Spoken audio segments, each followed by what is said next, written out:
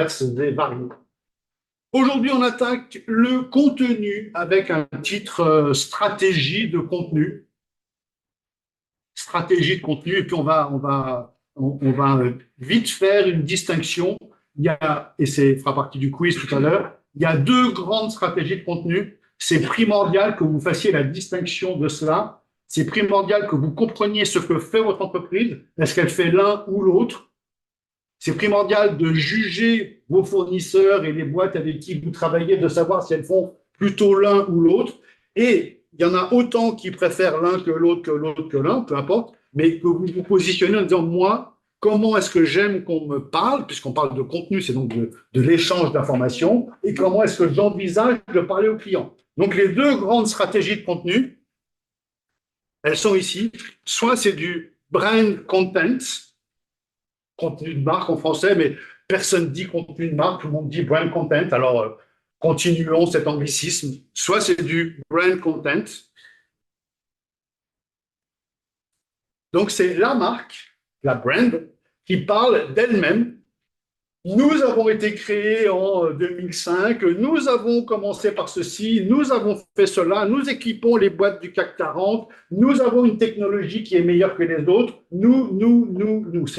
C'est tourner sur moi. C'est moi, moi et moi. Nous sommes les meilleurs, nous avons la meilleure part de marché, nous avons conquis le Moyen-Orient, nous avons comme objectif de faire ceci. C'est nous et nous. Alors qu'à l'opposé de ça, le content marketing, ça ne parle que du client. C'est vous. Vous nous utilisez pour améliorer votre service client. Les clients un use case de nos clients commun, c'est de faire ceci et cela. Et pour vous schématiser ça de manière très très simple en B2C, parce que c'est plus facile de le voir en B2C, pour vous le schématiser de manière très simple, c'est la différence entre Coca et Red Bull. Les pubs Coca, c'est des jeunes qui boivent du Coca, qui sont dans l'eau, qui sont hyper cool, qui sont super sympas, ils font un peu de camp, ils s'amusent et ils boivent du Coca. C'est donc la marque. Coca, c'est meilleur, Coca, c'est bon. Si vous avez le site Coca, Coca, c'est la boisson la plus bue au monde. Chaque seconde, il y a une bouteille de Coca qui est vendue, blablabla, blablabla. The Coca-Cola Company, c'est nous. Alors que Red Bull, ils font un tout petit peu de pub où ils parlent de Red Bull, donne des ailes, mais c'est microscopique chez eux, c'est même pas, c'est moins de 5% du budget. Le reste du budget, il est consacré à faire kiffer les clients. Qui aime le snowboard, qui aime le parachutisme, qui aime le plongeon, qui aime la F1, du Grand Prix de F1. Quand Red Bull fait de la F1, contrairement à Coca, ils ne mettent pas un logo sur une voiture au hasard en disant vas-y, il y a le logo Red Bull, ça marche. Ils ont leur écurie Red Bull. Ils ont même deux écuries Red Bull. C'est eux qui choisissent les pilotes. C'est eux qui choisissent les salaires, c'est eux qui choisissent les techniciens, c'est eux qui choisissent les stratégies de course. C'est Red Bull qui fait l'écurie de F1. Quand Coca fait de la F1, il prend Ferrari parce que c'est rouge, il met un logo Coca dessus, et c'est tout. Que Ferrari gagne ou perde, Coca y est strictement pour rien. Quand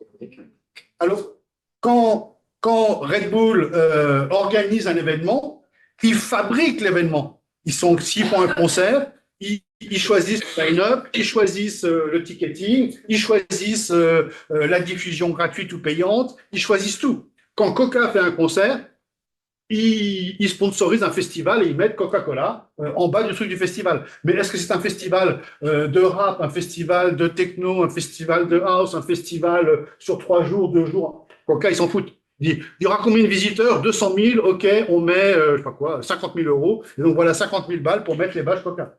Pas ça. Quand Red Bull fait du football, ils achètent une équipe. Quand Coca fait du football, ils mettent juste leur logo sur un stade.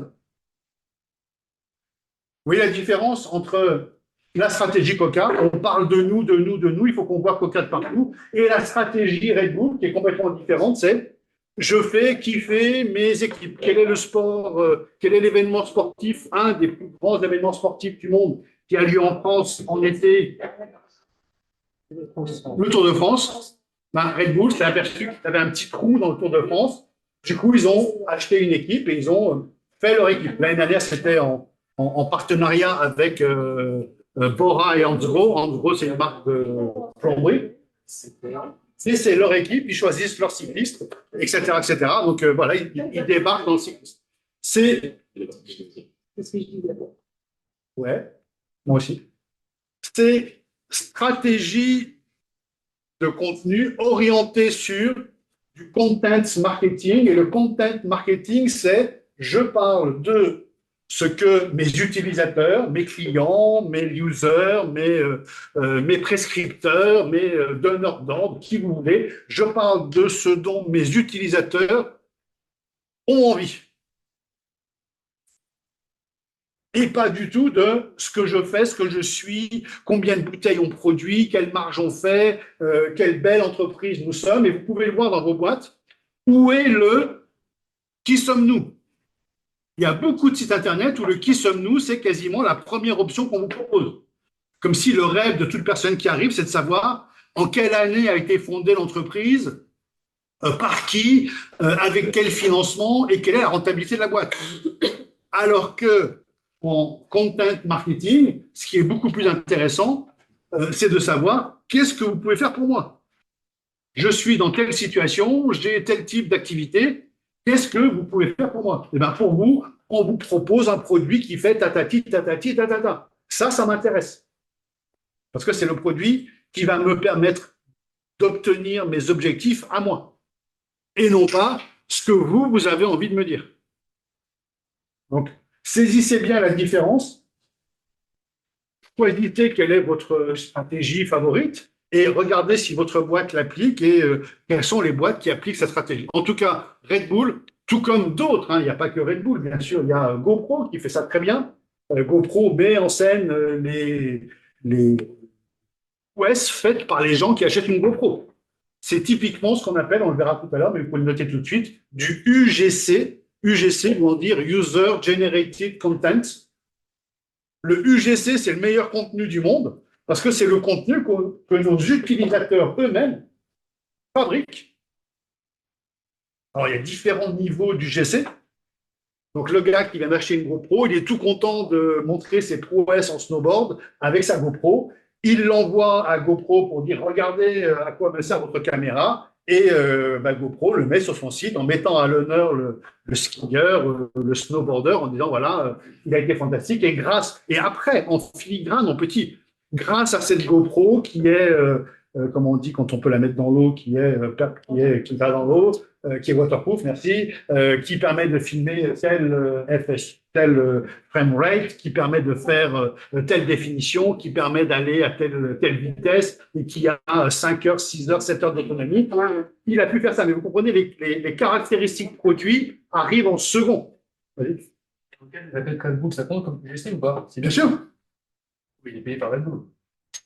Oui, c'est pour ça qu'il y a différents niveaux du GC. Il y a la review gratuite de quelqu'un qui est content du service et qui fait une review sur un site d'avis et qui met très bonne société, très bon service. Ça peut être un coiffeur, ça peut être n'importe quoi. Hein. Donc là, c'est une review, je dirais, spontanée de quelqu'un à qui on n'a rien demandé, mais qui est content, donc il fait sa review. C'est un genre du GC. Jusqu'à l'expert qui est payé par l'entreprise, donc un sportif par exemple, et qui fait une review. Bien sûr, les deux n'ont pas le même poids, mais les deux sont des genres de review user generated content. Il y en a un qui est payé, qui ne dira pas du mal, et l'autre qui est spontané et qui peut dire du mal. Donc, Red Bull, c'est le GOAT. Alors, il n'y a pas que Red Bull, il y en a plein d'autres. Je ne sais pas si je vais les citer ici. Vous aurez l'occasion de les. C'est bon pour ce premier point. Vous savez que dans mes cours, on commence toujours par les 2-3 points fondamentaux. Après, c'est du détail et souvent, je saute des slides. Vous les retrouvez dans les slide decks. Vous avez toutes les infos en détail. Je commence toujours par ce qui est important. Donc là, c'était le plus important. Distinguer brand content de content marketing. Un, c'est la marque, la marque, la marque. L'autre, c'est le user, le user, le user. Pour faire simple, hein. D'un côté, je parle de la marque, de l'autre côté, je parle de l'utilisateur. Deuxième point fondamental, après cette distinction de différentes stratégies de contenu, c'est le mot que vous devez retenir, c'est le mot de attention. Vous connaissez l'adage time is money? Yes. Complètement faux.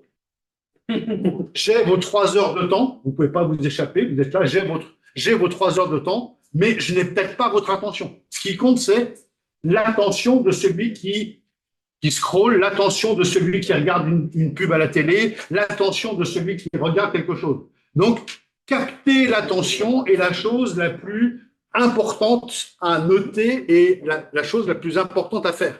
Donc, l'attention, c'est réellement le centre le plus important d'une stratégie de contenu. Arriver à avoir l'attention de manière, alors on pourrait dire après, de manière durable, de manière spontanée, de manière partageable, enfin, tout ce qu'on veut derrière, mais obtenir l'attention.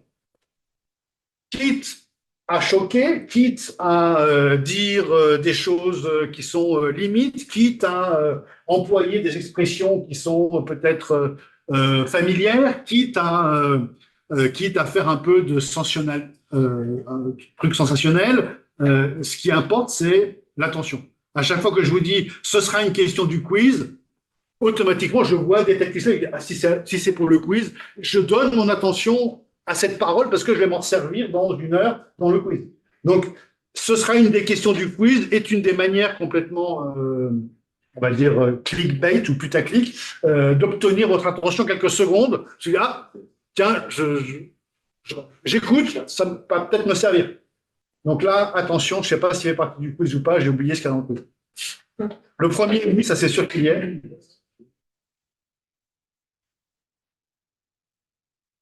Le deuxième, non.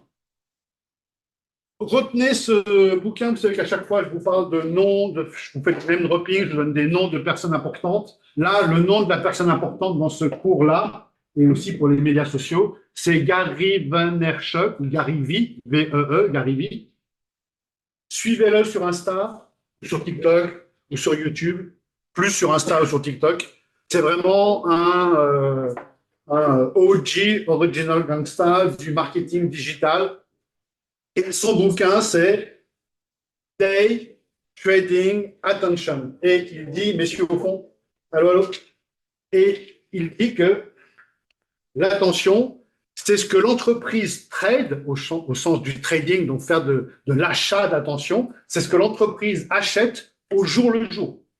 Et donc, le marketing, c'est une bataille d'attention. Et au jour le jour, l'entreprise, elle doit trader, elle doit se débrouiller pour que l'attention des utilisateurs lui soit apportée.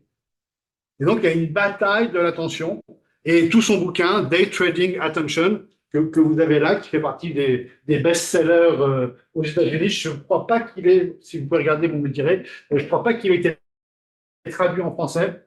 Mais Gary Vee, on peut lui faire confiance, il s'exprime de manière très, très simple et très, très, très compréhensible. Vous pouvez le lire en anglais.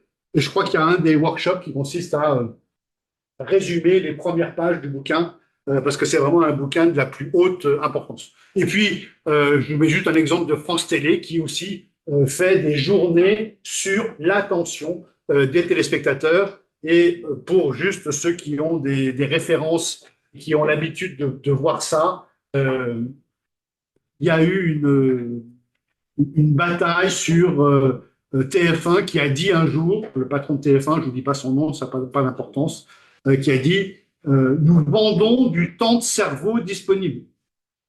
Et ça a fait un scandale en disant mais comment est-ce qu'il ose dire ça, quelle honte, c'est scandaleux. Et en fait, c'est totalement vrai. Ce que vend une télé aux marques qui font de la pub, vous êtes tous les quatre là, vous êtes sur un autre qui est mieux que le contenu, hein, j'imagine. Bon, là, on est en contenu, donc j'ai votre temps, mais je n'ai pas votre attention. J'essaie de là, après, ça passera dans le quiz. Après, je passe à la menace. Je vais venir te taper si tu écoutes ça. Ça marche? Bon, ça fait rire. Mais... Ah, bien sûr. Faites ce que vous voulez. Donc, TF1, pardon. C'est un petit octobre. J'ai un doute. TF1 avait dit donc je vends du temps de cerveau disponible, ça avait fait scandale. Et en fait, c'est tout à fait vrai. Et comme dans les scandales qui sont des scandales très très peu justifiés, tout le monde s'offusque de Shein. Les députés disent Shein c'est le grand méchant loup, c'est honteux, etc. Ça fait des années s'appelle pas Shein, mais ça fait des années qu'on a des marées de produits du type Shein. Alors, il faut arrêter de taper sur Shein. On peut taper sur tout ce qui est produit en Chine, pose pas de problème. Quelqu'un va un peu crever de faim, je vous le dis. On peut taper sur tout ce qui est produit en Chine, mais utiliser Shein en disant c'est eux qu'il faut abolir. Michel-Édouard Leclerc, qui est le patron des Leclerc, a dit bah, c'est vraiment c'est le faux débat, c'est le faux prétexte. Il n'y a pas que Shein. Beaucoup de produits sont comme ça et le mérite de Shein, c'est que la marge, elle est laissée au consommateur qui achète un produit pas cher. Dans tous les autres cas, les produits arrivent en France au prix de Shein et ils sont marque-pay, ils sont multipliés par 5 et c'est vendu à 15 balles. Alors on se dit, ah ben, le t-shirt à 15 balles, il est forcément mieux que le Shein à 2 balles. Non, sauf que Shein gagne très peu d'argent sur chaque t-shirt. Si vous le prenez à 15 balles ailleurs, chez Mage par exemple, ben c'est du 2 balles Shein, mais logoté Mage et les 12 balles de marge sont faits par Mage. Donc, Shein, c'est vraiment le faux problème.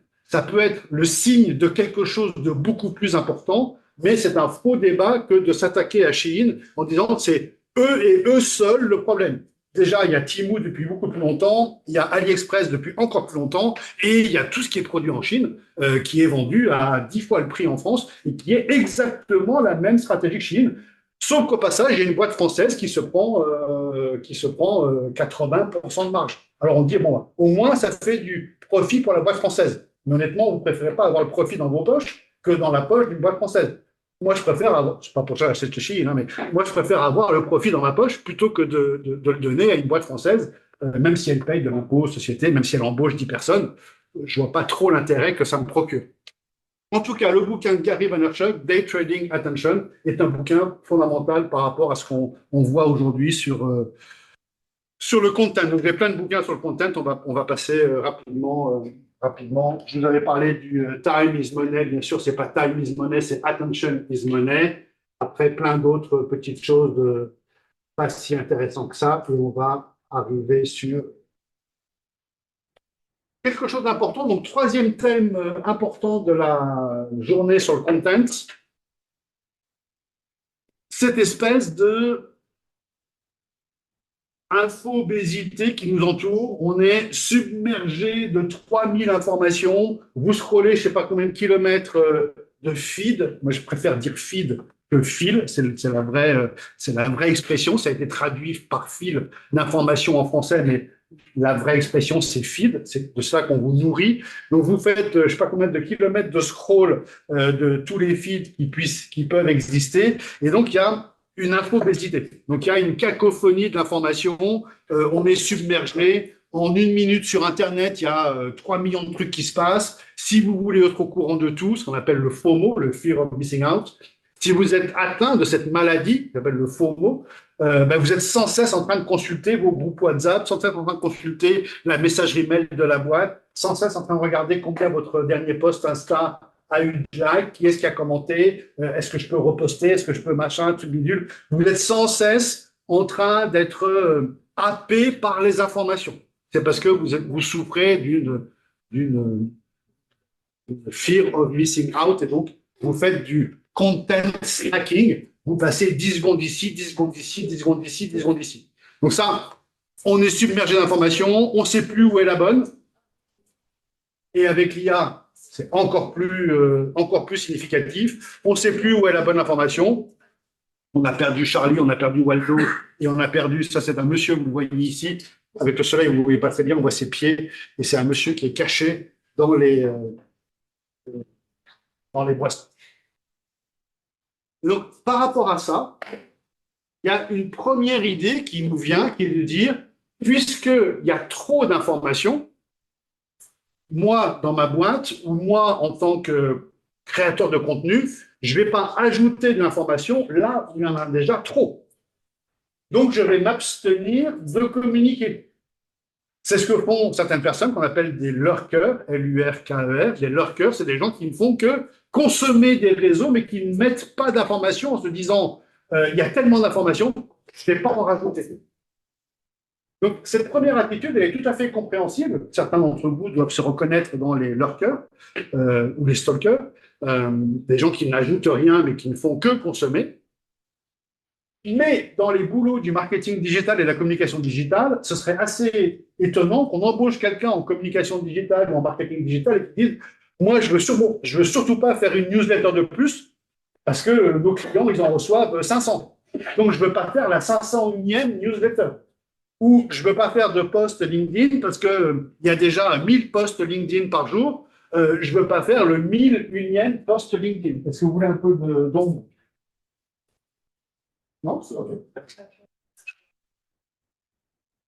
Donc, cette première attitude, elle est compréhensible en tant que consommateur, utilisateur. Elle n'est pas compréhensible quand une boîte a besoin de passer ses messages.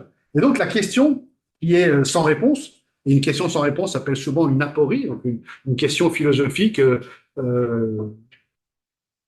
À quoi sert la vie? C'est une aporie. Il n'y a pas de réponse à cette question. Ben, il y a une aporie qui dit comment les entreprises doivent-elles communiquer pour ne pas ajouter de l'information à l'infobésité et apporter quand même les infos qu'elle doit ou les communications qu'elle doit donner aux clients qui le nécessitent.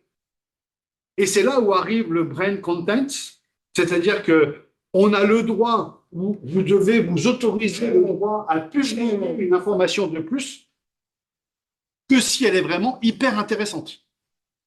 Et on pourrait appliquer cette aporie aux cours que vous avez. Vous ne devriez avoir des cours que des cours qui sont hyper intéressants. Les cours qui ne sont pas très intéressants, ben, on peut les mettre en vidéo, on peut se passer des cours qui ne sont pas hyper intéressants. Donc, l'idée, c'est de faire en sorte que tout ce qu'on dit, tout ce qu'on communique à l'extérieur soit, extrêmement ciblé. C'est-à-dire que si vous avez une communication pour les utilisateurs du produit A, ça ne sert à rien de passer cette communication aux utilisateurs du produit B. Il faut donc cibler uniquement les personnes intéressées. Et il faut ensuite avoir une communication extrêmement intéressante qui interpelle les gens et qui leur apporte quelque chose. Donc, après la lecture de votre information, ils se disent, je sais un truc de plus, ça m'a intéressé, je le bookmark, je le garde, je le conserve, je le partage, je fais ce que vous voulez, mais ça m'a intéressé. Et c'est super dur de faire ça. Justement, c'est super dur pour les cours comme pour la pub. En moyenne, les élèves retiennent à peine 10% de ce qu'ils ont en cours. Et pour la pub, j'imagine encore moins. On est obligé de surabonder pour l'espoir que derrière, il y a un. Eh ben, ça a été la théorie qu'on appelle du bombing, qui consiste à bombarder en se disant il y a toujours un truc qui restera. C'est la stratégie de Carglass, par exemple. Carglass, alors qu'il communique auprès des gens qui n'ont pas de voiture. L'intérêt, nul, mais ils font du carpet bombing, ils bombardent, ils bombardent, ils bombardent. Ça, c'est. Beaucoup de voitures, ils pensent directement à eux. Alors, absolument, absolument.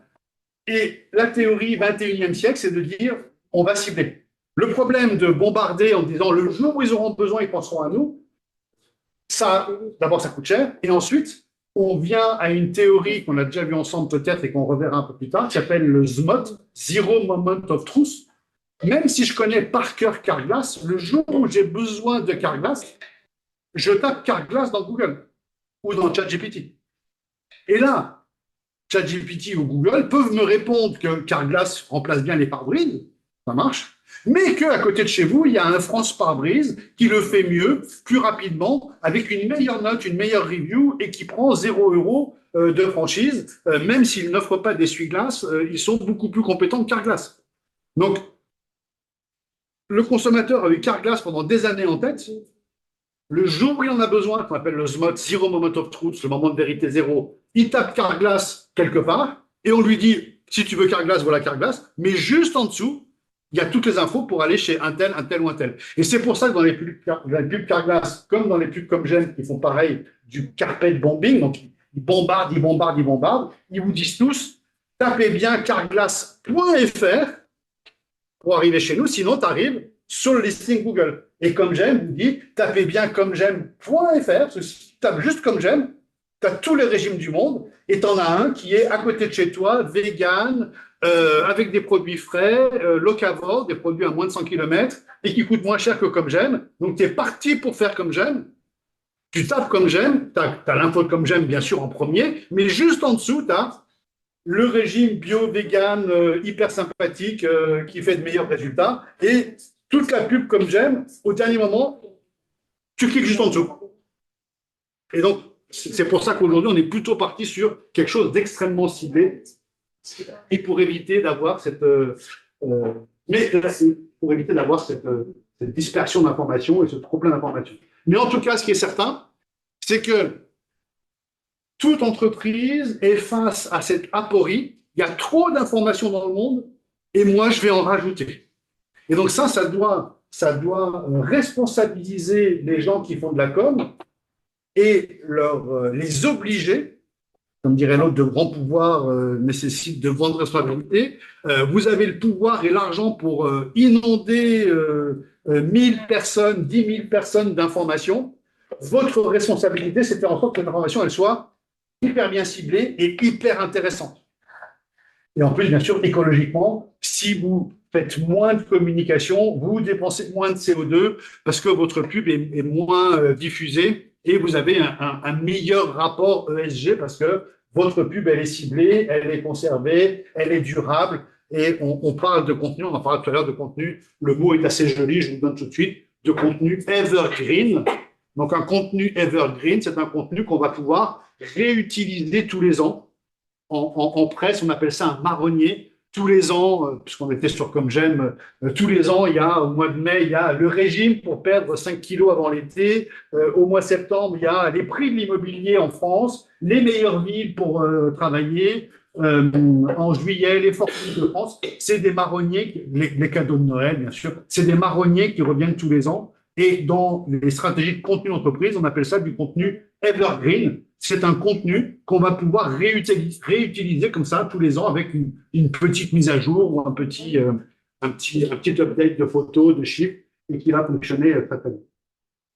Donc voilà, le rapport à cette infobésité est une aporie et la grande difficulté, c'est par rapport à ce fear of missing out, de faire du contenu qui soit responsable, on va appeler ça responsable écologiquement, responsable déontologiquement, responsable éthiquement, donc de communiquer aux bonnes personnes les bonnes informations, de passionner les gens. Et je suis sûr que vous avez tous eu, parmi toutes les newsletters que vous recevez professionnellement ou personnellement, il y en a une sur, je sais pas dire, une sur 50 peut-être. J'aimerais que ce soit une sur 10, mais plutôt une sur 50, qui est hyper intéressante.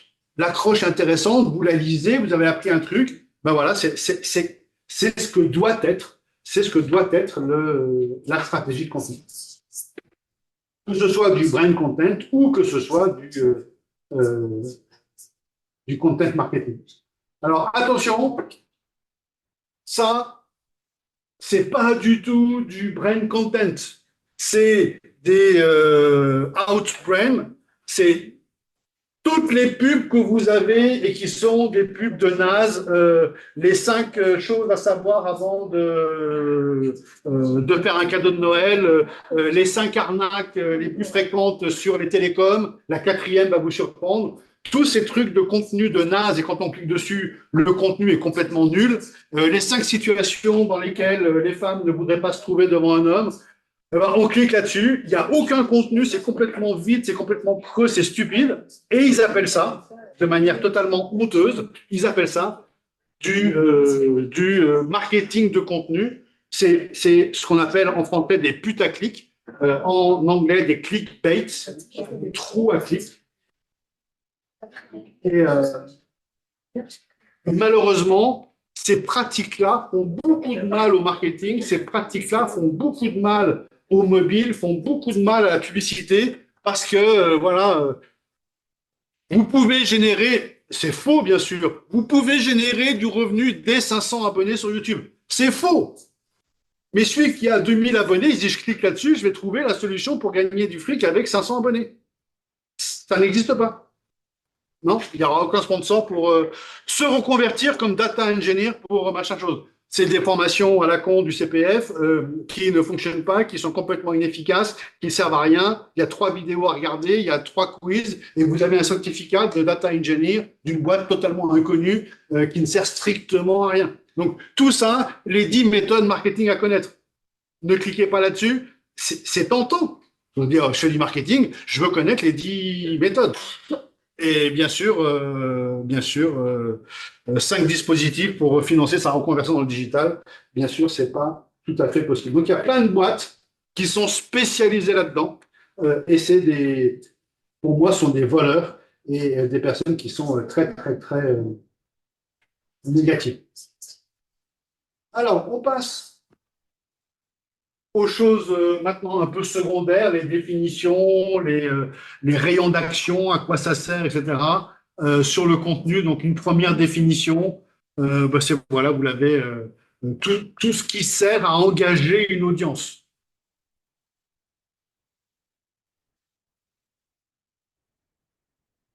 En ce sens, un post sur les réseaux sociaux, c'est du contenu. C'est du social media aussi, mais c'est du contenu. Une action publicitaire, ça c'était le lancement d'un magasin de sport dans les Halles. Et ils ont dit, tout ce que vous pouvez nous voler comme chaussures, vous les gardez. Donc les gens essayaient de voler des paires de chaussures. Et il y avait Zédé, je ne sais pas si vous connaissez cet athlète français, qui est champion de France du 100 mètres, qui rattrapait les voleurs. Mais c'était prévu dans le storytelling. Et donc, voilà, ça c'est du contenu, c'est marrant. Les gens s'amusent à voler des paires de chaussures, on les rattrape au bout de 200 mètres. Et sur la journée ou sur le week-end ou sur la semaine d'ouverture, il n'y a que 3-4 personnes qui ont réussi à voler une paire de chaussures. Donc ça leur a coûté 1500 balles en perte de produits, ça leur a coûté 1500 balles pour louer un athlète français. Et après, la com se fait toute seule, parce que quand on a un truc aussi intéressant, la pub se fait toute seule et l'information se fait toute seule. Donc, ils ont pu lancer leur magasin. Vous connaissez Distance au Hall, ça vous parle pas? Ils vendent beaucoup de sneakers et ils sont assez créatifs. Donc, d'autres définitions du content marketing. Je vous laisse lire, je vous laisse apprendre tout ça. Ce que je voudrais juste vous évoquer, c'est le schéma et à quoi ça sert. Quel est l'objectif?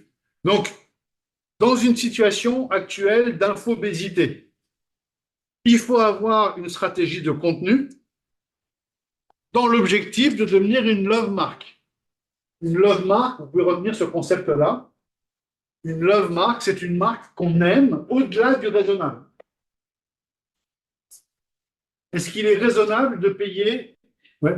J'avais demandé, mais c'est aussi une stratégie de vouloir devenir une love mark. C'est pas forcément un objectif pour tout le monde, je veux dire, si. Oui, les entreprises peuvent se dire, avoir une relation plus distante ou formelle avec les consommateurs. Non, on a tous envie d'être une love mark, même en B2B, parce que la définition, c'est une marque qu'on aime au-delà du raisonnable. Et par exemple, on va prendre des exemples en B2B, en B2C. En B2C, est-ce que c'est raisonnable de payer un téléphone 1200, 1300 euros? Non, c'est pas raisonnable du tout. C'est même déraisonnable. Et pourtant, j'ai jamais vu quelqu'un sortir de l'Apple Store en faisant la gueule. Ils sont tous hyper contents de l'achat qu'ils viennent faire. Et donc, devenir une love mark, c'est pouvoir pricer un peu au-delà des limites, c'est pouvoir vendre des produits même quand les produits sont frelatés. Quand il y a eu du Coca avec des problèmes dessus, comme Coca, pour certains, est une love mark, les gens ont pardonné à Coca le fait d'avoir des, des bactéries ou des trucs. Et quand ils ont dit ça y est, c'est réparé, hop, c'est reparti comme tranquillement. Pareil pour les eaux de Nestlé, Perrier qui avaient des problèmes dans ces eaux. Comme c'est une love mark pour certaines personnes, eh bien ça repart facilement. Est-ce que c'est raisonnable de payer une ceinture? C'est le prix d'une ceinture chez Hermès. Est-ce que c'est raisonnable de payer une ceinture? 800, c'est la moins chère. 870 euros. Il n'y a pas de ceinture moins chère que 870 euros chez Hermès. Est-ce que c'est raisonnable de payer un bout de cuir avec une boucle et des trous et un ardillon? Est-ce que c'est raisonnable de payer ça à 870 euros? Non, c'est pas raisonnable du tout. Et pourtant, ils en vendent des wagons toutes les semaines. Mais pour quelqu'un, j'ai ta question, pour quelqu'un chez qui Hermès n'est pas une love mark, il trouve ça ridicule, honteux, scandaleux, et il dit jamais, bien sûr, jamais il fera ça. Mais, et pareil pour Apple, celui qui n'aime pas Apple dira mais c'est scandaleux, en plus c'est un écosystème, c'est fermé, c'est du vol, c'est machin, c'est du racket, mais ça, c'est les gens qui n'ont pas atteint le statut de love mark dans ces marques-là. Celui pour qui c'est une love mark, il va trouver logique de payer une ceinture 870 euros et un iPhone 1200, 1300 euros. Oui. Et dans ce cas-là, ça revient à l'industrie du luxe, c'est-à-dire que, enfin, est-ce que toutes les marques de luxe sont par définition des love marques? On peut dire ça pour certaines cibles. Gucci va être une love mark pour certaines personnes. Et quand on a Gucci comme love mark, on n'a pas Hermès. Parce que c'est deux marques qui ont des attributs opposés. Gucci, c'est plutôt du porn chic et c'est plutôt quelque chose d'un peu extravagant. Hermès, ça va plutôt être le luxe discret. Il y a très peu de logos, c'est pas marqué. C'est très dur de savoir quand un produit est un produit Hermès ou pas Hermès. Alors qu'un produit Gucci, c'est sûr, c'est marqué dessus en gros. Donc, c'est deux sociotypes différents. Et certains vont avoir comme love mark cette marque-là. On a tous, personnellement, 4 à 5 love marks. Chez moi, c'est facile. Apple fait partie de mes love marks. Et donc, je leur pardonne beaucoup de choses qui sont, y compris les prix, et d'autres choses qui ne sont pas bien faites. Leur IA qui est nulle et qui est naze, ils ne savent pas faire un produit d'IA correct. Si ça avait été une autre marque, je dirais Apple est nul. Là, je dis, ils vont y arriver demain, donc je pardonne. Alors que c'est impardonnable ce qu'ils font en IA. J'allais dire justement, quand on se rend compte qu'une marque est une love marque pour nous, normalement, ça atténue un petit peu le. Oui, il faut avoir du second degré, il faut se rendre compte de ça. Mais après, on a aussi envie de consommer et de se faire plaisir, donc on le fait pas plus. Donc voilà le détail de ça. Donc je vous ai raconté l'histoire 1, 2, 3. Dans une époque d'infobésité, la stratégie de contenu consiste à vouloir devenir une love mark. On peut le faire à l'envers. Pour être une love mark, il faut une bonne stratégie de contenu qui nous fasse émerger de l'infobésité. Et là, dans la slide suivante, je ne vais pas la commenter, mais vous avez tout le détail de ce qu'est l'infobésité avec le fameux fear of missing out. Vous connaissez le contraire de FOMO, le fear of missing out? Je vous invite vraiment à y aller dans le contraire du fear of missing out. C'est le JOMO, joy of missing out. C'est la satisfaction d'avoir suivi aucune info pendant tout le week-end, et d'être en digital detox. Ça ne veut pas dire de ne pas avoir d'écran, hein, ça veut dire vous avez choisi de regarder 3 films ou une série pendant le week-end. Vous faites que ça. Vous n'allez pas en plus scroller sur YouTube, scroller sur TikTok, scroller sur machin. Vous regardez que ce que vous avez prévu de regarder. Ça, c'est du JOMO, Joy of Missing Out. Et puis, vous regardez votre WhatsApp, vous avez 25 messages, 25 groupes qui ont parlé. Tant pis. Vous n'avez pas participé à 25 conversations. Franchement, vous n'avez pas perdu grand-chose. Et ça, régulièrement, il faut faire cette digital detox de JOMO, Joy of Missing Out, pour ne pas tomber dans le FOMO. Quand c'est son boulot et qu'on est en train de bosser, ben, vous êtes obligé d'être au courant de ce qui se passe. Donc, vous avez cette fear of missing out qui arrive très facilement dans votre boulot. Donc voilà, des détails ici, détails du brand content, on verra ça ensemble, et détails de ce qu'est une love mark. Je vous envoie au bouquin de Kevin Roberts qui s'appelle Love Marks, et qui est extrêmement bien fait. C'était l'ancien patron de Saatchi et Saatchi. Et on verra ce terme extrêmement important de poème. Retenez-le tout de suite, mais on parlera. Vous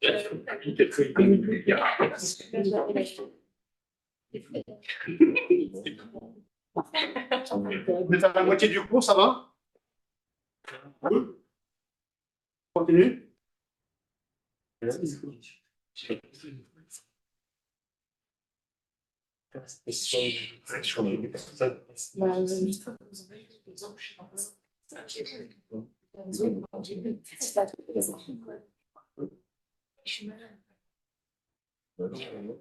Alors, comment bâtir, que ce soit du brand content ou du content marketing, comment bâtir votre stratégie de contenu? Donc, il y a 3 choses que vous pouvez utiliser pour cette stratégie de contenu. C'est des choses vraiment très, très, très évidentes que je vous donne là. Pour ces 3 choses, l'IA peut vous aider à 20%. Utiliser l'IA pour moins de 20%, franchement, c'est nul parce que vous ne bénéficiez pas de l'innovation. Donc, minimum de tout le travail que vous faites, je parle en stratégie de contenu, hein. Je ne parle pas ailleurs, Dans d'autres cas, c'est beaucoup plus. Dans d'autres cas, c'est un petit peu moins. Mais on parle de contenu ici, hein, uniquement de contenu. Donc, utiliser l'IA à moins de 20% de votre travail, c'est du temps perdu, c'est de l'énergie perdue, c'est gâché, c'est nul. Vous devez utiliser l'IA pour au moins 20% des 3 éléments qu'on va voir maintenant dans la stratégie de contenu. Après, vous pouvez l'utiliser jusqu'à 100%, et 100%, c'est aussi nul que 0%. 100%, ça veut dire je demande à l'IA et je copie-colle sans même regarder. Ça, c'est 100%. Ça, c'est complètement nul. C'est aussi nul que de faire du 0%. Je suis aussi anti 0% que anti 100%. Le bon ratio, ça dépend de la communication que vous faites, ça dépend de la volumétrie que vous avez. Le bon ratio, c'est minimum 20%. Et je dirais, à mon goût, mais c'est un goût perso, hein, maximum 80%. Je pense qu'il faut mettre au moins 20% de votre propre cerveau dans n'importe quel type de communication, même la plus classique, la plus standard. Vos 20% peuvent être tout simplement d'enlever 2 emojis qui font trop IA, de rajouter 2 points d'exclamation et de changer un ou 2 mots. Et ça fait les 20% de travail personnel. Et puis, ça peut être d'avoir des prompts beaucoup plus élaborés qui nécessitent de travail. Le travail de prompting fait partie de ces fameux 20, 30, 40% d'IA. Donc, qu'est-ce qu'il y a dans ces stratégies de contenu? Donc, 3 éléments qui peuvent être apportés entre 20 et 80% par l'IA. Et le premier élément, c'est du texte, du texte, du texte. La stratégie de contenu, c'est avant tout du texte. Et donc, savoir bien écrire s'appelle l'art du copywriting.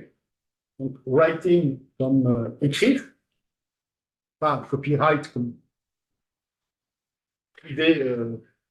copyrighter quelque chose, donc copywriting. Donc, le fait de savoir bien écrire une copie. Donc, l'art du copywriting, et en extrémité de l'art du copywriting, il y a ce qu'on appelle le UX writing.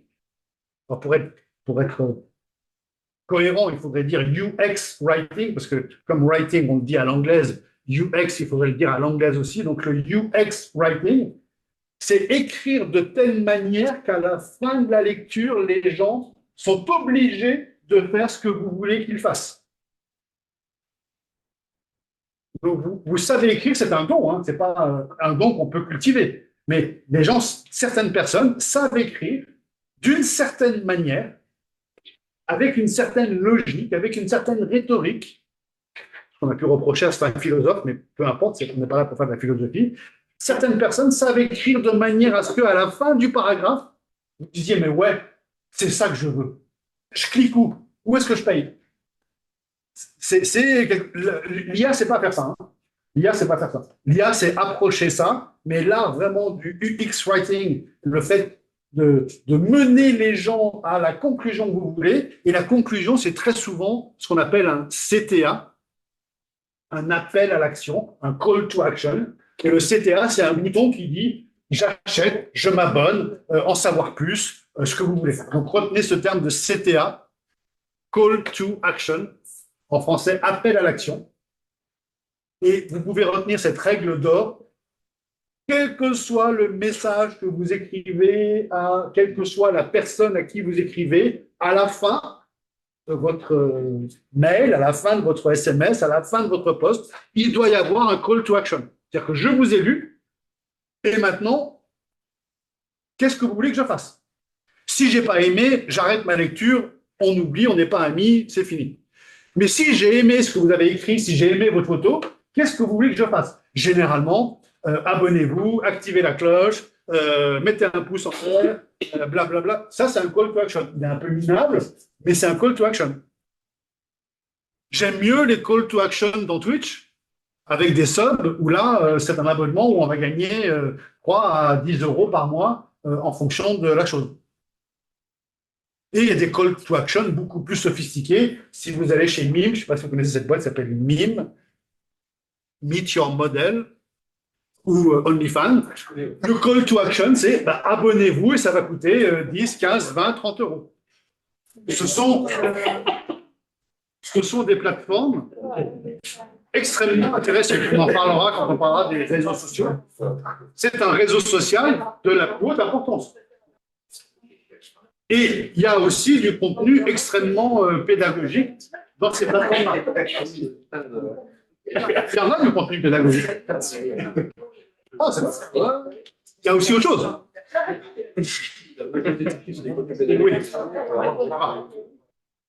Oui. Ok, donc la stratégie de contenu, elle est faite à base de texte, texte, texte. Donc savoir écrire, c'est quelque chose d'extrêmement important dans les stratégies de contenu. Donc ça s'appelle le copywriting ou le UX writing. La deuxième chose que l'IA peut très bien faire pour ça, c'est des images.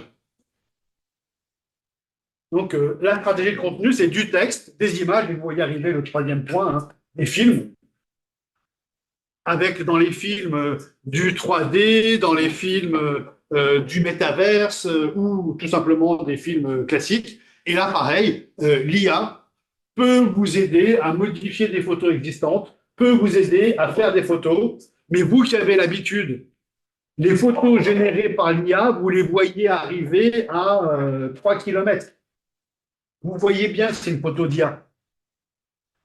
Et l'effet que ça vous procure quand vous voyez une photo d'IA sur une communication,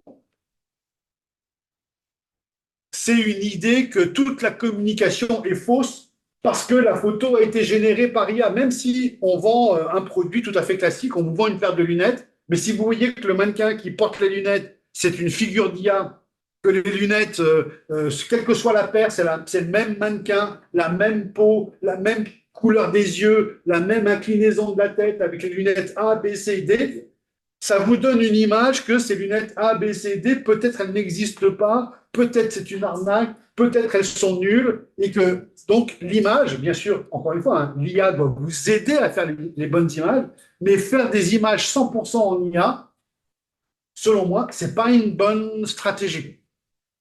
Pareil, entre 20 et 80% d'IA dans une image, ça peut passer. Et alors, après, quand on est très, très, très sophistiqué sur des prompts extrêmement complexes, avec des IA vraiment très spécialisées en images, on peut arriver à faire des images qui aient l'air naturel tout en étant bien. Mais à un moment donné, quand on a dépensé beaucoup d'argent pour faire une image en IA, est-ce qu'on n'aurait pas mieux fait de la faire prendre par un vrai photographe qui, lui, pouvait prendre une série complète? Parce qu'on parle toujours du prix de l'IA qui est quasi gratuit et d'un photographe qui est très cher. Pas oublier qu'un photographe, dans une séance, il va shooter 200 photos. Et donc, on a 200 photos utilisables. Alors, certes, ça a coûté 500 euros, mais 500 euros pour 200 photos, je ne suis pas sûr que le temps passé à prompter les 200 photos en IA soit équivalent à ça. Après, bien sûr, il faut un studio, il faut des mannequins, il faut de la préparation, il faut du setup, il faut plein de choses. Donc, ça peut être compliqué, mais l'image est extrêmement importante. Et puis, bien sûr, le film est aussi un élément extrêmement important. Et pareil pour le film. Aujourd'hui, avec les derniers modèles Gemini 3, aussi appelé Nano Banana, je ne sais pas d'où vient ce nom, c'est complètement ridicule, mais bon, c'est Gemini 3. On arrive à faire des films de 15 secondes qui sont quasi parfaits, mais reste toujours que un film, même fait à l'iPhone par un vrai cinéaste, avec un vrai œil de photographe, avec une vraie lumière, sera toujours supérieur à un truc parfait fait par Nano Banana. Sauf si on a besoin de faire exploser un immeuble. Là, l'IA est irremplaçable parce que le coût de faire exploser un immeuble ou de faire voler une voiture, il est impossible à chiffrer dans la vie réelle. Donc là, on a besoin de l'IA. Mais s'il n'y a pas d'effets spéciaux, franchement, il faut utiliser l'IA qu'à 20-80% et essayer d'éviter le 100%. Donc le brand content, c'est tout simplement de la bonne pub. Regardez les pubs que vous adorez, les pubs que vous montrez à vos amis. Regarde cette pub, elle est géniale. Ben, si vous dites à quelqu'un, regarde cette pub, elle est géniale, vous faites du shared dans le fameux poème, c'est du earned, et la marque est extrêmement bonne. Et la pub est extrêmement bonne. Et il y a une telle production de contenu par les marques que les marques sont devenues des médias. historiquement, c'est quoi un média? C'est Le Parisien, c'est Le Figaro, c'est Libération, c'est Le Monde. Des journalistes qui écrivent toute la journée pour faire un quotidien ou un hebdo ou n'importe quoi. Et donc, ils passent leur temps à faire des reportages. Ils font des conférences de rédaction au début du mois, au début de la semaine, en disant qu'est-ce qu'on peut faire comme reportage? Ah, ben, il y a, alors là, on est en période de Noël. Ah, ben, il y a le village de Noël de Pantin. On va envoyer un journaliste avec un photographe faire 5 photos sur le village de Noël de Pantin, interviewer 5 personnes et faire ceci, faire cela. Et puis moi, je pense qu'on pourrait faire un truc sur les travaux d'immeubles qui n'en finissent pas à Pantin. Et bien, on envoie un journaliste qui va faire un reportage sur les immeubles qui n'en finissent pas de faire des travaux à droite à gauche. Ça, c'est un média, vous avez bien compris. Et ce serait pareil sur TF1, ce serait pareil sur France Télévisions, ce serait pareil chez Combini, ce serait pareil chez Vlas, ce serait pareil dans tous les médias. Et attention, écoutez-moi bien, une marque, quelle que soit la marque, même B2B, une marque est aujourd'hui un média parce qu'elle va avoir, comme le média, une conférence de rédaction, elle va avoir, comme le média, un choix de X sujets à faire pour les tourner, les photographier et les produire. Elle va embaucher un photographe, un journaliste, un vidéaste pour faire une captation. Elle va louer un studio pour faire 2-3 podcasts avec le CMO, le CFO, le CEO, le COO, qui vont être interrogés par quelqu'un. Alors, les objectifs 2026 pour notre marque, c'est quoi? Et ça va se retrouver sur YouTube, ça va se retrouver sur LinkedIn, ça va se retrouver dans le journal interne de l'entreprise. Donc, les marques aujourd'hui sont devenues des médias. Et donc, ça veut dire que si vous êtes un peu journaliste dans l'âme, si vous êtes un peu créateur de contenu dans l'âme, vous pouvez être créateur de contenu pour vous-même, on en parlera quand on parlera des médias sociaux, mais vous pouvez aussi être un créateur de contenu pour l'entreprise, et de plus en plus d'entreprises vont embaucher des journalistes, créateurs de contenu, photographes, capables de donner à l'entreprise une production de contenu qui soit directement utilisable dans les différents médias que l'entreprise utilise. Donc, toutes les marques aujourd'hui sont devenues des médias. Alors, il y en a qui consacrent que 10% du budget pub à la création de contenu, puis il y en a qui, à l'inverse, genre Red Bull, vont consacrer 90% du budget à la création de contenu. Et donc, entre 10 et 90, le juste milieu 50 n'existe pas, mais votre entreprise dans laquelle vous êtes, elle va finir dans quelques années à dépenser 40% de son budget marketing pub à fabriquer du contenu. Alors, soit elle le fait fabriquer par des personnes extérieures, par une agence de communication, soit elle embauche des personnes en interne qui sont capables de faire ce contenu avec l'image de la marque, avec la charte graphique de la marque, avec la vision de la marque, la mission de la marque et tout ce qui s'ensuit. Donc, il y a un réel marché pour ça, il y a des réelles offres d'emploi pour ça, et bien sûr, l'IA va largement nous aider à fabriquer tout ça. Alors, cette belle phrase « Content is king », donc le contenu est roi, a été prononcée par Bill Gates en 96, j'arrive pas à le lire, mais je crois que c'est 96, mais j'ai mieux que « Content is king ». Donc, Bill Gates est fondateur de Microsoft, pour ceux qui ne le savent pas. C'est quelqu'un qui est extrêmement visionnaire. Et donc, dès 96, il disait le contenu est roi. On n'a pas dit mieux depuis, si ce n'est le contexte est aussi hyper important. Donc, le contenu est roi, ça veut dire, par rapport à ce que vous disiez tout à l'heure sur le bombing d'informations, le contenu est roi, ça veut dire je fais un bon contenu et il est tellement bon que je le diffuse à tout le monde, même ceux qui ne s'intéressent pas. Context is God, ça veut dire je vais essayer de donner du contenu vraiment utile à la personne qui en a besoin à l'instant T.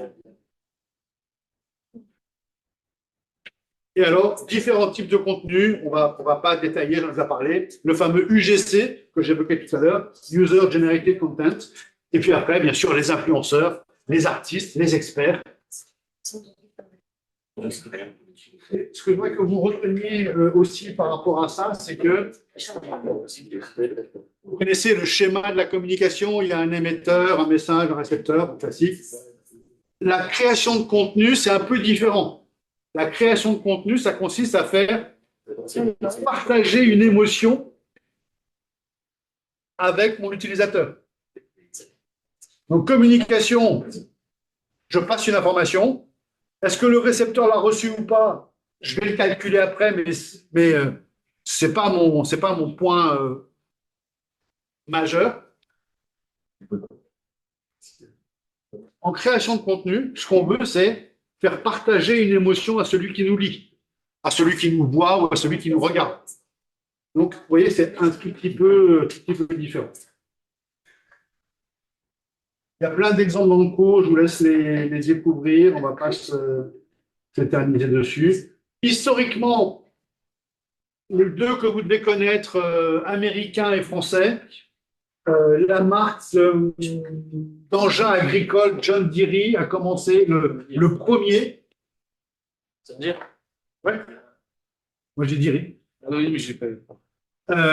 Ils ont commencé le premier à écrire un magazine. Ils ne parlent pas de. Ils vendent des moissonneuses-batteuses, pour faire simple. Le magazine ne parle pas de moissonneuses-batteuses. Le magazine parle de ce que les agriculteurs, par rapport à la météo, par rapport aux semis, par rapport aux méthodes de travail, ont envie de savoir. Donc, c'est un magazine d'agriculture qui s'appelle The Furrow, qui veut dire le sillon. Et ce magazine existe depuis 1880. Je n'ai pas la date en tête, est-ce qu'elle est marquée quelque part? Non, je vous laisse la chercher. 1897. C'est la slide d'après. 1897. Donc, premier brand content connu par John Deere, le sillon. Il existe en français aussi. Il est où en français? Pas là. Voilà, le sillon. Le magazine de John Deere. Ça, c'est l'exemple international. Et l'exemple français, c'est 1902, le guide Michelin. Donc, Michelin vend des pneus. C'est un vendeur de pneus. Point barre. Mais le problème de Michelin, c'est que les gens ne roulent pas assez. En 1902, hein, ne roulent pas assez. Et du coup, n'usent pas les pneus et ne changent pas les pneus. Donc, Michelin se dit, il faut que je trouve une technique pour donner envie aux gens d'utiliser la voiture. Et ils ont publié le guide Michelin qui consistait au début à dire il y a une exposition, il y a un château, il y a un jardin, il y a un musée à voir à 10, 20, 30 km. Donc les gens disaient tiens, si on allait voir tel château, et ils faisaient les 20 km. Et puis après, il était offert à toute personne qui achetait des pneus pour leur donner une idée de comment rouler. Après, ils ont mis les hôtels dedans, les restaurants dedans, pour donner une idée aux gens de vous pouvez passer votre week-end à Deauville et ça fera 400 km aller-retour. Je vous donne le restaurant qui va bien, l'hôtel qui va bien, et quand vous allez consommer 400 km de pneus, ben moi, je vais vous les changer quand vous en aurez besoin. Et après, ils ont fait des cartes routières pour faciliter le travail. Mais vous voyez, le guide Michelin, qui existe toujours aujourd'hui, qui est vendu aujourd'hui, qui est un objet de vente, le guide Michelin ne parle pas de pneus. Il n'y a pas une mention aux pneus. C'est un guide d'hôtel, et là, ils vont lancer dans quelques semaines, ils vont lancer le guide des viticulteurs et des vignerons.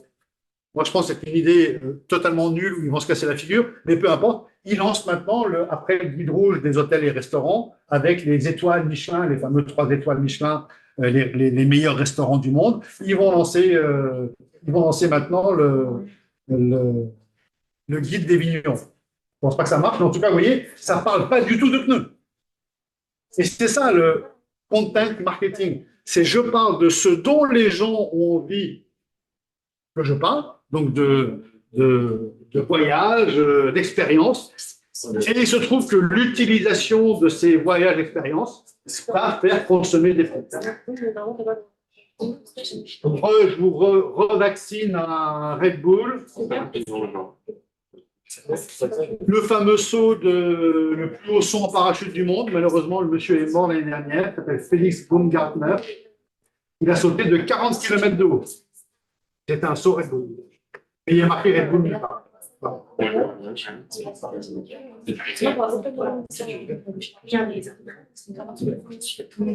Alors, toujours dans la fabrication, deux éléments extrêmement importants. Dans la fabrication du contenu, il faut respecter ces 3 points qui sont au tableau. Les piliers de la marque. De quoi est-ce que la marque s'autorise à parler? Quelles sont nos valeurs? Comment est-ce qu'on communique? Est-ce qu'on parle de tel sujet ou tel sujet? Quelles sont nos préférences? Les personas. On parle et on fait du contenu pour des personas. Et dernier point, mission éditoriale. C'est bon pour ces 3 points? On passe au suivant, à retenir impérativement le EEAT. Pareil, hyper important, le EEAT. Le contenu, et encore plus quand on parlera de search la fois prochaine, encore plus avec l'IA, vos contenus doivent être EEAT. Alors, EEAT, ça veut dire que quand je lis votre document, ça fera partie de l'exercice à faire tout à l'heure, quand je lis votre document, je dois comprendre que vous êtes un expert. Donc, imaginons n'importe quelle entreprise qui fait n'importe quoi. Comment communiquerait un expert de ce domaine? Dès qu'il y a un expert, il cite d'autres ouvrages qui ont été faits. Dès qu'il y a un expert, il s'appuie sur des études qui ont été faites précédemment. Donc, ça veut dire que vos contenus doivent citer des publications précédentes, doivent citer d'autres bouquins, d'autres experts qui ont participé à ce même sujet. Le A, c'est l'autorité. Comment est-ce que votre contenu exprime que vous êtes de confiance et vous avez l'autorité pour communiquer? Pareil, citer des chiffres, avoir suffisamment de rédaction qui montre que effectivement vous êtes légitime pour parler de ça. Le T, c'est trust, le fait qu'on puisse vous faire confiance. Et il manque un E au début, c'est l'expérience. Il faut montrer dans votre contenu que vous avez réellement l'expérience de la chose dont vous parlez. Donc ça veut dire qu'il faut citer des use cases, il faut citer des dates, il faut citer des faits précis. Et donc, il y a une manière qui s'appelle donc le EAT, expérience, expertise, autorité, and trust. Il y a une manière de rédiger. Je vous ai parlé de copywriting, je vous ai parlé de UX writing. Il y a une manière de rédiger qui va conférer ce EEAT. Et une fois qu'on a ce EEAT, ça veut dire que Google va l'interpréter et va nous classer en première position. Et ça veut dire que l'IA va considérer que notre contenu est digne d'être une source que l'IA va elle-même citer. Donc ce EAT, c'est un truc qui est absolument fondamental. Et maintenant qu'on sait que c'est fondamental, maintenant qu'on sait que Google et l'IA se basent dessus, les moyens et les manières d'exprimer le EAT sont complètement à inventer. Est-ce que vous trouvez, je n'ai pas la réponse, est-ce que vous trouvez que quand on met un graphique qui exprime les valeurs dont on parle dans l'article, est-ce que ça crédibilise l'article ou est-ce que, à vos yeux, ça rend l'article tout à fait banal? Je n'ai pas la réponse à cette question. C'est vous, dans votre domaine, dans l'univers où vous êtes, est-ce que c'est mieux qu'il y ait un graphique ou est-ce que c'est moins bien qu'il y ait un graphique? Est-ce que c'est bien qu'il y ait un client qui soit cité? Parce que quand on cite un client, c'est que vraiment on n'a rien à dire. Du coup, on raconte l'histoire de Jojo, le client, qui a fait ceci, qui a fait cela. Encore une fois, c'est à vous d'interpréter, mais en tout cas, ce qu'on veut, c'est obtenir ce fameux EEAT, avoir un bon score, et faire en sorte que à la fois l'IA et Google nous référencent bien et comprennent qu'on est effectivement fort dans ce domaine-là. On fait plein d'informations extrêmement intéressantes. Je vous laisse découvrir tout ça. Un bouquin d'une personne avec qui je collabore qui s'appelle Céline Niederhofer, qui est un ancien de GEM. Peut-être qu'il a été prof à GEM, peut-être que vous l'avez eu en prof, non? Ça vous dit rien, Céline? Guide du copywriting. Donc, un excellent bouquin qui vient d'être réédité. Là, la couverture est jaune. Sa dernière édition, la couverture est noire. c'est même réédité avec l'IA, ouvrage de base sur le copywriting, où vous avez plein d'informations sur comment bien écrire. Et voilà ce qu'il dit très bien. Écrire mieux pour vendre plus. Voilà. Et cette formule peut vous paraître complètement naze et pourrie, mais il fallait la trouver. Écrire mieux pour vendre plus. Elle résume un peu ce que c'est que le copywriting. Ou écrire mieux pour séduire plus. Enfin, tournez-le comme vous voulez, mais l'art d'écrire est quelque chose d'extrêmement important. Donc, je vous laisse regarder ce que fait Céline. Vous verrez ça de manière plus détaillée. Un petit slogan à retenir, no story, no business. L'art du storytelling est extrêmement important. Quel que soit, je suis sûr que si on fait dans la classe l'inventaire de tout ce que vous vendez, de tout ce que vous vendez vos boîtes, je fais ta question, il y a des gens qui vendent des trucs qui ne sont pas intéressants du tout, qui sont chiants à mourir.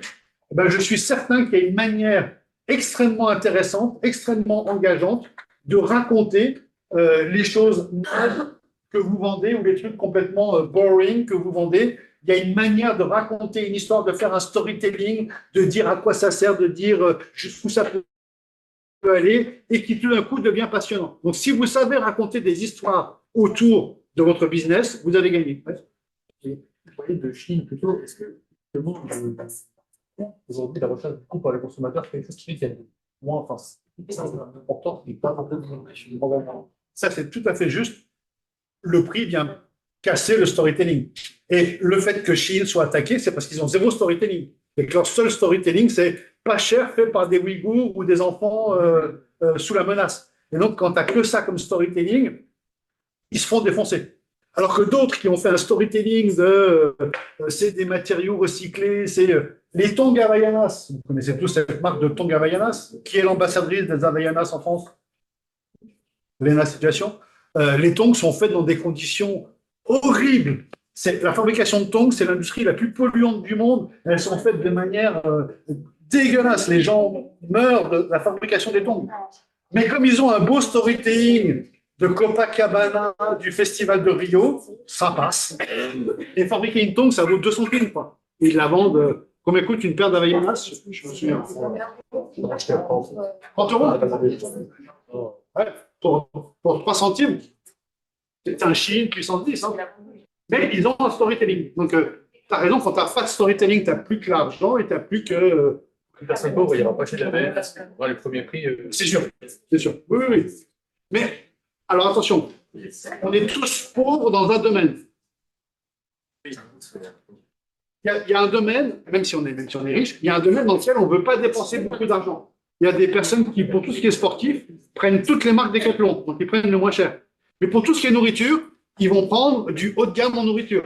Et la même personne, pour le sport, elle prend le premier prix Decathlon, et pour la nourriture, elle prend le plus cher. Et d'autres personnes, qui sont peut-être moins riches, vont prendre le premier prix pour la nourriture, et pour le sport, vont prendre de la marque ou un truc un peu plus sophistiqué. Donc, il y a toujours un domaine dans notre vie, on ne peut pas dépenser, sauf être multimillionnaire, mais on ne peut pas dépenser des sommes folles partout. Il y a toujours un domaine dans lequel on est un peu le pingre ou le radin, la pince du truc, et on dépense le moins possible.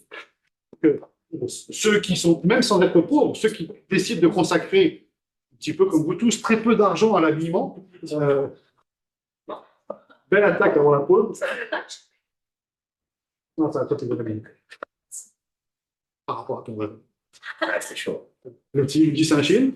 Ah non, Non. Pas de marque, donc c'est un Uniqlo. je suis même plus. Ah, tu vois, là. Saint-Chine, laisse tomber. Donc, l'art de raconter des histoires est extrêmement important, sans mentir, bien sûr, de raconter des histoires.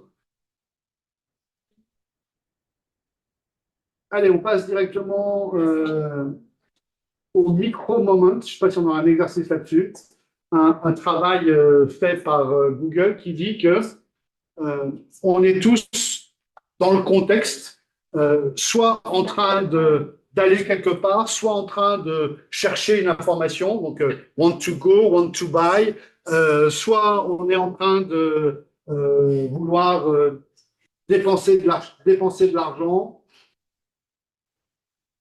Donc, Google distingue ces 4, ce qu'on appelle micro-moments. Donc, les moments où je veux savoir quelque chose, les moments où je veux aller quelque part, les moments où je veux faire quelque chose, et les moments où je veux acheter quelque chose. Vous savez, on dit toujours dans Google, les pubs de liens sponsorisés qui arrivent tout en haut, c'est nul, personne clique dessus. Sauf quand on est dans un want to buy moment. Si vous voulez acheter une paire d'Havaianas et que vous tapez Havaianas dans Google et que Google Shopping vous propose dans les liens sponsorisés des Havaianas à 50%, même si c'est un lien sponsorisé, même si vous savez que c'est une pub, bah, une Havaianas à 50%, vous prenez tout de suite. Vous savez très bien qu'en allant sur le site d'Havaianas, vous n'aurez pas 50%, parce qu'eux, ils ne font pas les soldes, ils ne font pas les Black Friday. Mais vous allez trouver un site XYZ, peut-être pas des vrais Havaianas, mais c'est pas grave, sur lequel il y a 50%. Donc, quand on est dans le moment vert want to buy, on est prêt à faire certaines concessions pour avoir la remise qui est consacrée. Voilà, connaissez ce qu'on appelle les micro-moments. Je ne sais pas si on fera un exercice dessus, mais c'est toujours intéressant de parler dessus. Et dernier point avant la pause, il me reste 5 minutes. Tout ce dont on vient de parler depuis le début de l'heure et demie qu'on a passé ensemble, c'est 50% du boulot. Donc 50% du boulot de contenu consiste à produire le contenu. Et 50% du boulot consiste à distribuer le contenu avec l'acronyme POEN. Je vais vous dire ce que c'est tout de suite, mais je vais donner tout un exemple. Imaginons que je sois dans une boîte qui fait du B2B et qui fait des fiches de paye. Je pense à une boîte qui s'appelle Payfit, mais peu importe. Imaginez qu'en tant que directeur du contenu de Payfit, j'ai comme idée absolument géniale de faire une super bande dessinée avec couverture cartonnée, avec un vrai dessinateur, avec un vrai storyboard, avec des vrais personnages. Et c'est l'histoire d'une fiche de paye du premier job que vous avez jamais eu jusqu'à votre retraite. Donc, c'est une super histoire, c'est une super BD qui parle de la fiche de paye. Pourquoi pas? C'est un peu nul, mais bon, imaginons que je fasse une super BD par rapport à ça. J'en fais imprimer, écoutez-moi bien, j'en fais imprimer 5000 exemplaires. 5000 exemplaires d'une BD de 24 pages, ça fait à peu près 2 palettes. Et ces 2 palettes, je les mets dans le garage de l'entreprise, je mets une bâche dessus, et je ne donne pas mes BD dans les foires, expositions, salons, j'envoie la BD à personne. Est-ce que j'ai un bon contenu? Ben oui, parce que je peux vous montrer, j'ai une super belle BD. Mais est-ce que c'est utile à quelque chose? Ben non, parce que je l'ai fabriqué, mais je l'ai donné à personne. Donc ça, quand il s'agit d'un objet physique, vous comprenez parfaitement. Mais dans le cadre du digital, c'est exactement la même chose. Vous avez fait une super newsletter, vous la mettez sur LinkedIn, et vous dites, ça y est, j'ai fait. Mais non, sur LinkedIn, elle est vue par 100 ou 200 personnes, même si vous avez 10 000 followers, 10 000 contacts. Moi, je dois avoir 8 000 contacts. Quand je fais une publication de contenu, elle est vue par moins de 100 personnes. Je fais du contenu de merde, parce que je n'ai rien à foutre de LinkedIn, mais peu importe. Ça veut dire que le reach, qu'on appelle le reach naturel, le reach normal de votre contenu, c'est même pas quelques pourcents, quelques dixièmes de pourcents de votre audience. Donc ça veut dire que une fois que vous avez fabriqué le contenu, le deuxième job qui doit prendre 50% du temps et 50%, et qui est beaucoup plus facile, qui doit prendre 50% du temps et 50% du budget, c'est la distribution de ce contenu. Et notez bien que pour distribuer ce contenu, on va le distribuer selon l'acronyme POEM. Ça veut dire paid, donc on va faire de la pub. Donc ça veut dire que mon super article LinkedIn, je vais payer, parce que de base, il est distribué à 100 personnes. Donc c'est nul. Même si vous avez 10 000 followers, il est distribué à 100 personnes. Donc ça veut dire que vous allez payer LinkedIn pour que LinkedIn le distribue à 1000, 2000, 3000, 10 000, 100 000 personnes. C'est du paid. Vous payez pour que LinkedIn distribue. Pareil sur Insta, pareil sur TikTok, pareil sur tous les réseaux sociaux. C'est toujours le même principe. Deuxième moyen, c'est le own media, le O de POEM, le own media. c'est les médias que vous possédez. Si vous possédez une mailing list de 10 000 adresses mail, eh bien, vous allez shooter un emailing avec le contenu que vous avez publié. Et donc, ces adresses mail vous appartiennent. Et donc, vous allez envoyer l'information à ces gens que vous avez en listing. Deuxième own, votre site Internet, votre blog, et les objets digitaux que vous possédez. Sur votre site Internet, il y a un site Internet qui commence à être bien à partir de 20 000 visites mensuelles. On appelle ça des VU, visiteurs uniques. À moins de 20 000 VU par mois, c'est comme si vous n'aviez pas de site Internet. Ça ne sert pas à grand-chose. Ça sert à rassurer les clients, mais ça ne sert pas à grand-chose pour développer la marque. Donc, vous avez minimum 20 000 visiteurs uniques par mois, et ben vous allez mettre votre contenu sur votre homepage du site Internet. Et du coup, il va être diffusé aux 20 000 visiteurs uniques. Un site comme Amazon a 35 millions de visiteurs uniques en France, 35 millions de visiteurs uniques par mois. Google, ils font 14 milliards d'interrogations par jour. Donc là, c'est des grosses audiences. ChatGPT, ils font 2,5 milliards de prompts, enfin, ils reçoivent 2,5 milliards de prompts par jour. Ça fait 29 000 prompts par seconde. Et la majorité des prompts, c'est pour la recette du guacamole. Ou la recette de trucs, ou une information qu'on trouve en 2 secondes sur Internet. Mais comme on a la flemme de chercher, maintenant on demande tout à ChatGPT, donc ils reçoivent des informations par rapport à ça.